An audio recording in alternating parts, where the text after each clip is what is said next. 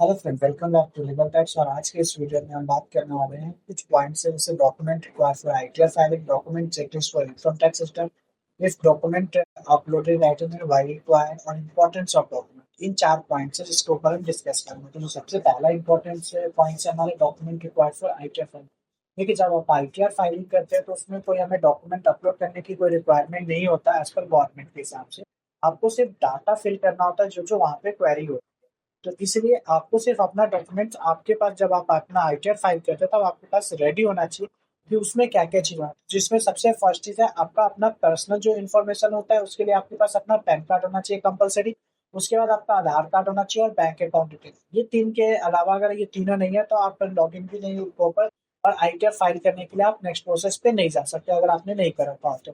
Bank account में सिर्फ आपका बैंक अकाउंट से नहीं हो जाएगा, आपको आईएफएससी कोड और बैंक नेम सब कुछ आपकी डिटेल होना चाहिए, वेरिफिकेशन होता है, उसके बाद जाकर आपका आईटीआर के लिए प्रोसेस स्टार्ट होता है।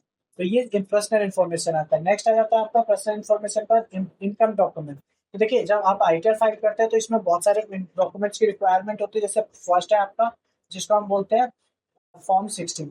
ठीक है, ये आपको दिख रहा होगा form 16, form 16 A, form 16 B. किसके लिए होता है वो मैं आपको बताया था। Provided by the employer if summarise salary allowance और डिडक्शन, जो फॉर्म 16 होता है।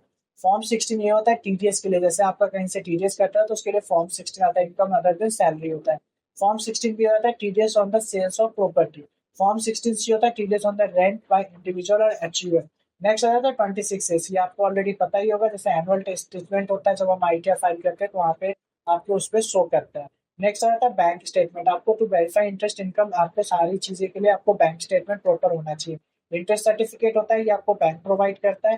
उसका डिविडेंड स्टेटमेंट होता है, ये dividend received from the shares of mutual fund. ये सारी चीजें हो जाती है। नेक्स्ट आता है rental income document, rent agreement and rental receipt, अगर आपका रेंट इनकम है तो। कैपिटल गेन स्टेटमेंट, अगर आपका कोई कैपिटल गेन है, अगर आपने शॉर्ट टर्म में या लॉन्ग टर्म में किया है तो उसके लिए आपको कैपिटल गेन स्टेटमेंट चाहिए होता है। बिजनेस और proof income, income from income and loss statement, balance sheet, ये सारी चीजें आपको रेडी रखना है। और डिडक्शन और एग्जाम्पशन क्या होता है? देखिए, अगर आप वोल्ट टैक्स रिजीम में जा रहे हैं तो आपके पास मेनली आपको पता ही होगा कि सेक्शन 80 सी होता है। 80 सी में आपका होता है proof of investment such as LIC premium, PPF है, NSC. Section 80 D death health insurance premium हो गया आपका। Section interest paid by education loan. 80 G हो गया, 80 जी हो गया आपका। 80 टी हो गया housing loan interest certificate, medical bill expense.